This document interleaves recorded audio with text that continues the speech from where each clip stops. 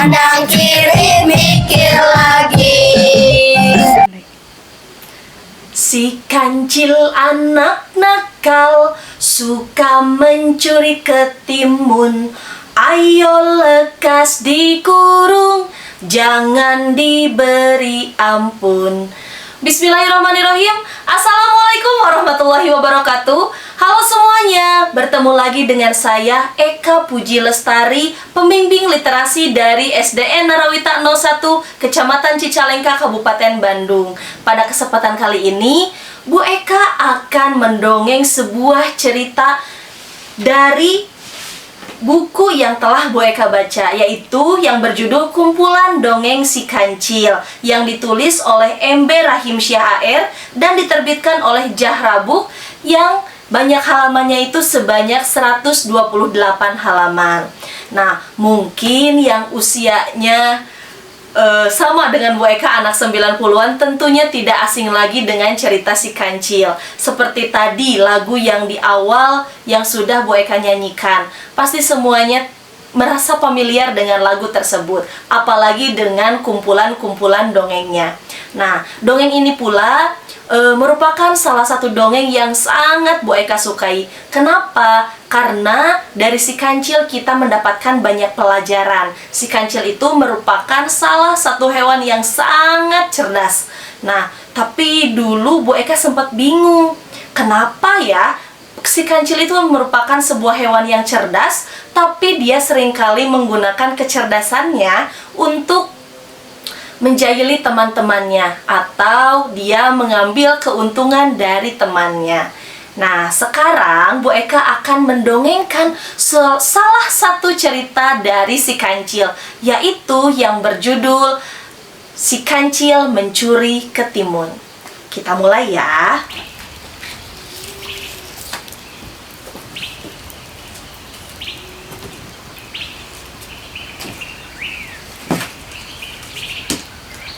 Nah, pada suatu hari, matahari bersinar dengan sangat cerah. Patani pergi ke kebunnya untuk melihat buah timun yang siap dipanen.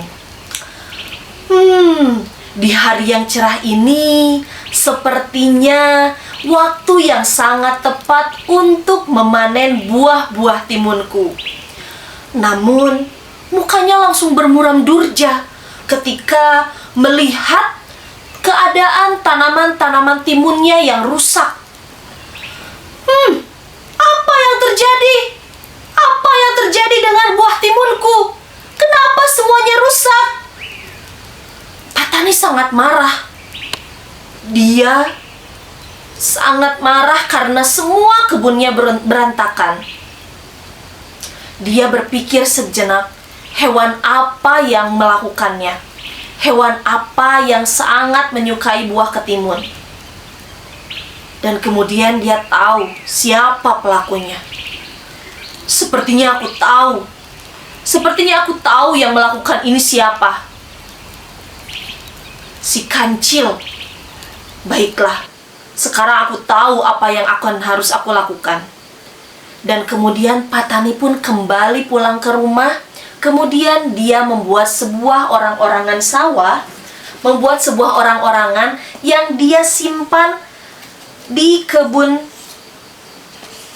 timun miliknya, yang sudah ia lumuri dengan lem yang sangat lengket. Nah, pada sore harinya, pada malam harinya, benar saja Si Kancil datang ke kebun timun tersebut. Kemudian Si Kancil dengan riangnya akan kembali memakan buah timun yang sangat muda-muda. Aku kembali lagi ke kebun ini. Hah? Tapi apa yang terjadi dengan kebun ini? Kenapa kebun ini sangat berantakan? Kenapa kebun ini rusak ya? Padahal aku tidak merusaknya. Aku hanya memakan 1-2 buah saja.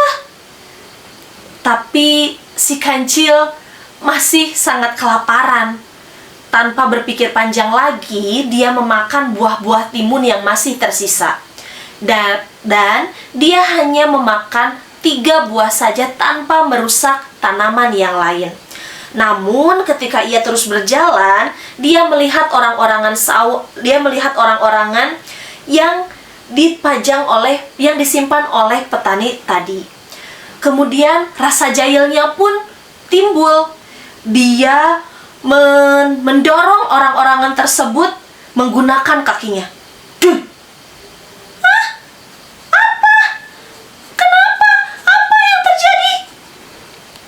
Si kancil menempel pada orang-orangan tersebut.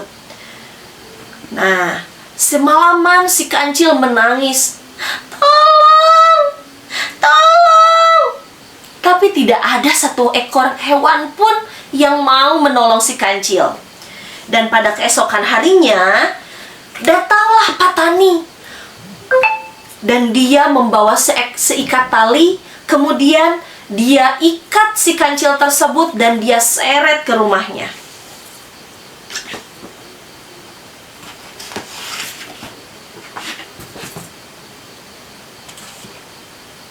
Ampun, ampun petani, ampun. Kamu pikir aku akan mengampunimu dengan semua yang telah kamu lakukan kepada kebunku? Bukan aku yang melakukannya.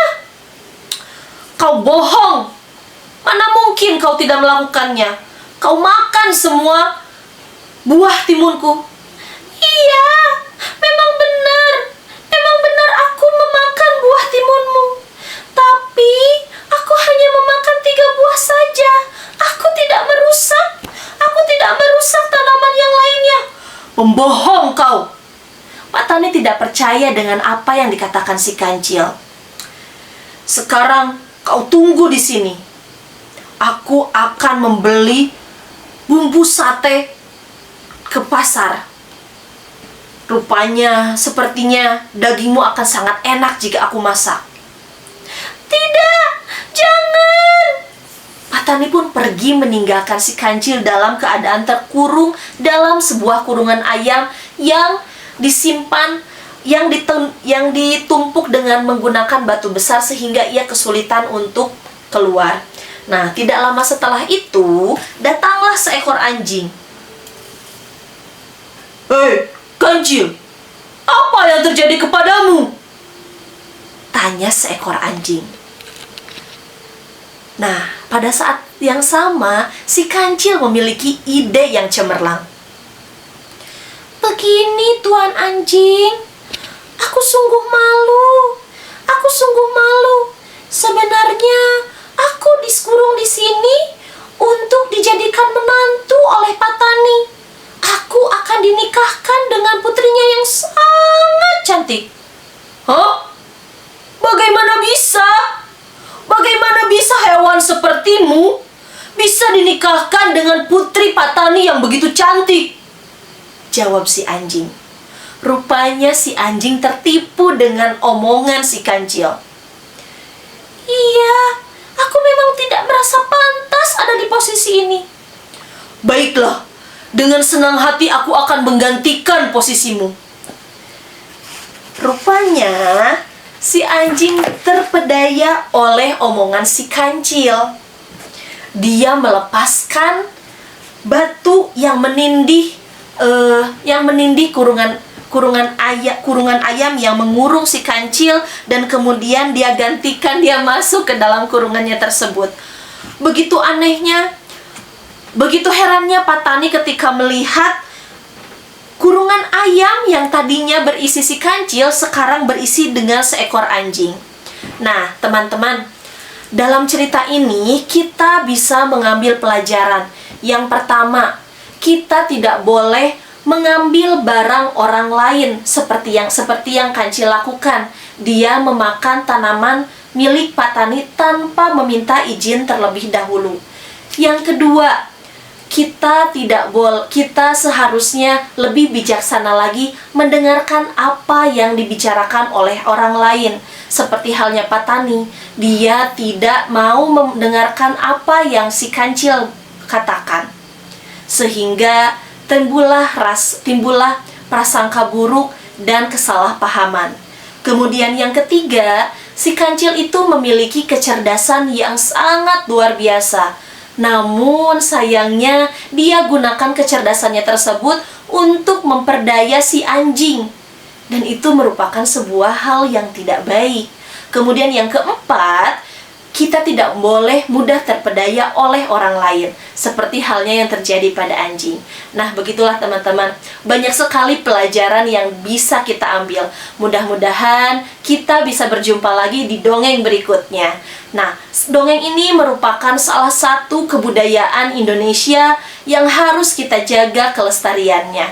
Mudah-mudahan kita bisa berjumpa lagi di lain waktu. Terima kasih atas perhatiannya. Nah, sebelum Bu Eka tutup, kita nyanyikan lagi yuk sama-sama lagu Si Kancil. Si Kancil anak nakal, suka mencuri ketimun. Ayo lekas dikurung, jangan diberi ampun. Sampai jumpa di tantangan berikutnya. Wassalamualaikum warahmatullahi wabarakatuh.